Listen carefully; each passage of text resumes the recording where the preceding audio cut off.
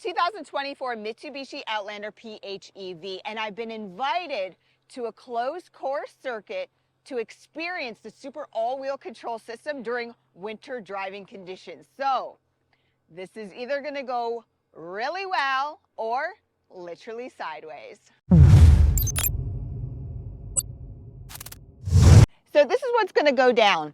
I'm going to go out first in a traction circle. I'm going to experience 3 different driving modes: normal, special, and snow. The special essentially is going to desensitize the super all-wheel control system. So let's check this out. This is exercise number 1. Oh, Robin, you're the boss. What are we doing? Okay, we're going to head out onto the traction circle, and we're going to see how this system performs in basically 3 different modes.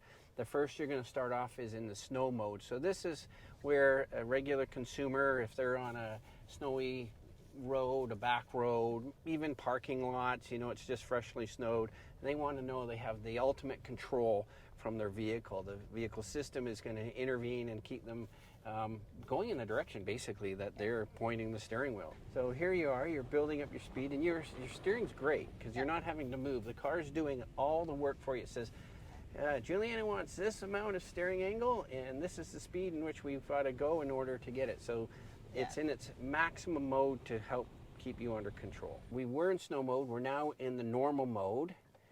Okay, and this is kind of for everyday driving. You know, you're not on a super slick condition, you're just driving around, but you need that little layer of protection, and the system is always there. So you'll notice on this traction circle, because it's so slick, that as our speed gets up to where we were just starting to slide with the snow, we're really starting to slide. Those front tires aren't getting sort of the grip that they want because the system isn't intervening and trying to slow the vehicle down as much. And right away you can tell the steering input has changed as well. I'm turning a lot more, as opposed to snow mode, I was not turning this much. Correct, and that's something an everyday driver would do. They think, hey, I want to go to the right, I'm not turning, so I'm going to steer more.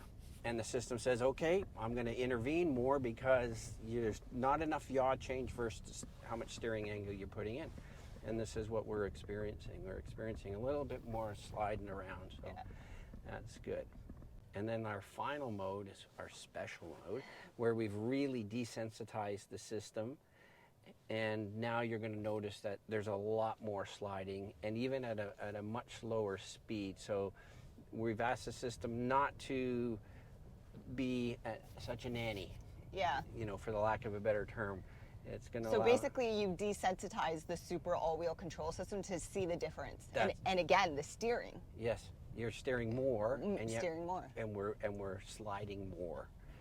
And maintaining good speed, same speed? Yeah, the speed's pretty good. Yeah, you're doing an excellent job maintaining that speed. So you as a driver in this situation are being excellent because you're maintaining that speed that is necessary to really demonstrate the difference in each one of the levels. Yeah, well said. Like you want to keep it consistent, right? Because if you go fast for all of them, go fast. If you go slow, you go slow, because you want to be able to see the difference.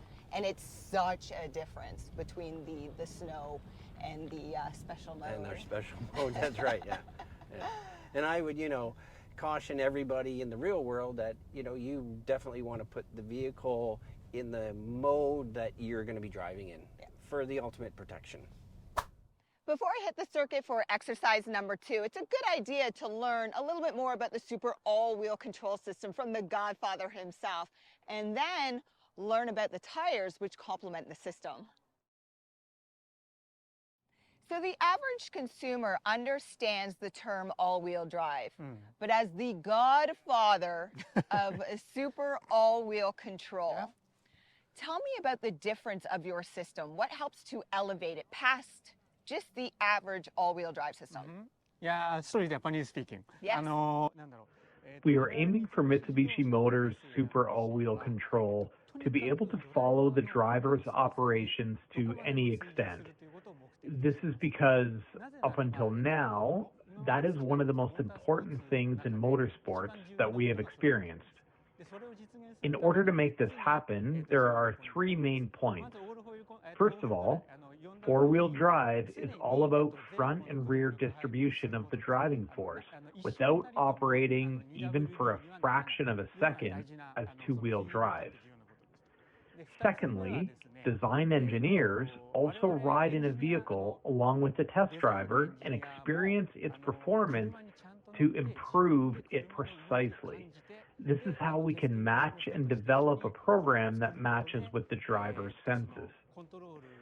Thirdly, our unique software is always active in a driving situation in order to improve the handling, stability, and traction of a vehicle by continuously and seamlessly controlling vehicle movements. It's not like a control optimization for an independent situation. This is what we are committed to, and I believe that this is also what makes us different from others. What can we expect from the next generation from the Super All-Wheel Control System? With Super All-Wheel Control, we strive to make a vehicle that everyone can operate safely and with a peace of mind, comfortably and confidently driving with pleasure in any weather and road conditions. For now, about 80% of experienced drivers fit in the comfortable zone and enjoy driving. But unfortunately, it seems like some beginner drivers are not so comfortable on the road. So we are working hard day and night to develop a vehicle system that even new drivers can enjoy driving from the start. Okay, Greg, clearly when it comes to extreme driving conditions, systems like Super All-Wheel Control are very, very beneficial, but equally so are tire compounds. So can you explain to me the difference of your winter tire and what helps to elevate that experience when it comes to extreme driving conditions? Okay, sure, Julianne. You know, systems like Super All-Wheel Control, they do a very good job of getting it going in snowy, severe weather in the winter. What a good winter tire is going to do for you is make sure you have the safest driving experience. And that'll involve safe braking, safe handling, but I'll get back to it, it's basically safe braking. This is what makes sure you can brake okay. And the compounds, the construction, the overall structure of what's going on with this tire, it's all about generating winter traction. And this tire will differ substantially from, for instance, an all-season tire. And we can see that if we go down here, we can see some imprints that an all-season tire is left in the snow. Okay, so this is all season? That one there. And obviously this would be the winter and the grooves are so much deeper. That's right. Okay. There's the V906, our tire here, the winter tire right there. That's impressive. Like, that's a big difference. Yeah, it's very substantial. Okay. That tire is going to have much deeper treads. It's going to have bigger grooves. It's going to have a lot of siping going on.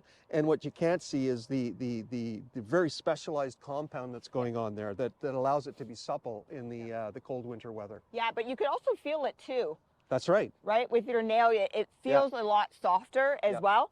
And then, Greg, if somebody is in the market for a winter tire, there's a specific symbol on the sidewall they should also be looking for. Which symbol is that? There absolutely is. Yeah, we go. There it is right there. That's the symbol. That's called the Three Peak Mountain Snowflake symbol, or sometimes it's called the Alpine symbol. Okay. And what it represents is a tire that's passed a test that indicates it has the capability to operate as what they call a severe winter weather tire. And it passes a test to get that designation. And if it has that designation, it can be a winter tire. It can be safely used in the winter. The only thing that I will also mention is that within that realm of tires that have that mark, there are two families. One of them is like this tire here, the V906, and it is a dedicated winter tire. And it's for use only in the winter months. We recommend that it goes on in the fall, comes off in the spring, and because it's so focused on winter performance. But you can also buy tires that have that same mark on it, and they're all-weather tires, and they can be used in 4 seasons. And they're completely legal. They're absolutely, good performers. The difference would be they're not as finely tuned for winter as a dedicated winter tire.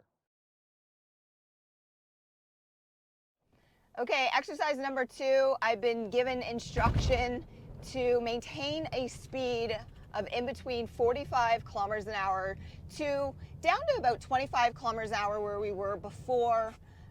Again, this is simulating real life conditions. I'm in snow mode for this first exercise. Again, I always suggest look to where you want to go, right? And that's where the vehicle is going to take you. You can feel that super all-wheel control system come in.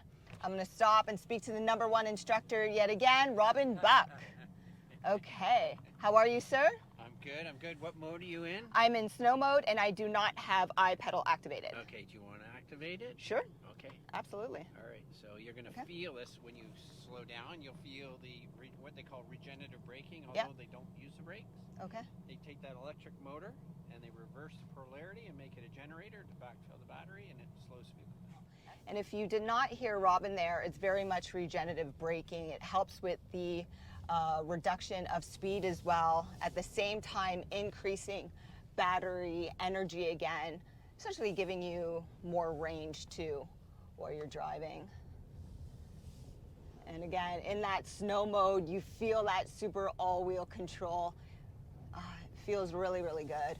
It's just such a different experience to feel it in these conditions, because this is okay. Second time around the circuit now, I am in normal mode. So snow mode,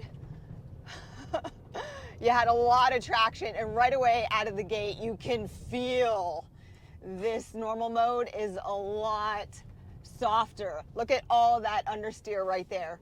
So much difference. A lot of wheel spin. I don't know if you guys can hear that. All right, here we go. So you can really get it sideways, but again, you have to pay attention to where you want to go. Stop here and see the best instructor, Robin Buck. I am in normal mode. Normal? Is that possible with you? No. Good one. Okay, all right, normal mode. Thank Have you. some fun. Thank you. I love him. Canadian Motorsport Hall of Famer right there. But look at how much I turn. It's a lot different. A lot different. Look at that. You can, lots of oversteer. I have understeer. Come on. Come on. Yeah. That right there makes you appreciate snow mode and super all-wheel control. So this is now my third time around this circuit. I have special mode activated, which basically decreases the traction.